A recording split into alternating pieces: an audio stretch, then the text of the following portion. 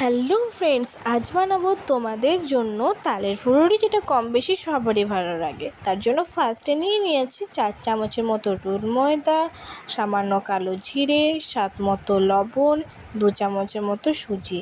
তারপর সামান্য জল দিয়ে একটু আঠা আঠা করে সেটাকে মেখে নিয়েছি। তারপর দিয়ে দিচ্ছি এখানে খসা তালের মাড়ি দিয়েও এটাকে ভালোভাবে মেখে রাখতে হবে। আর এটা আরও সুস্বাদু বানানোর জন্য আমরা ব্যবহার করব নারকেল কোড়া।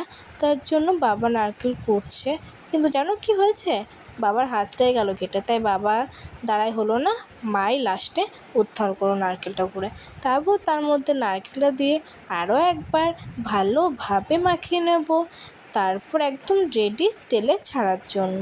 এরপর গরম গরম তেলে একসাথে ফুলুরিগুলো ছেড়ে এবার লাল লাল করে ভেজে নিলেই আমাদের ফুলুরি রেডি।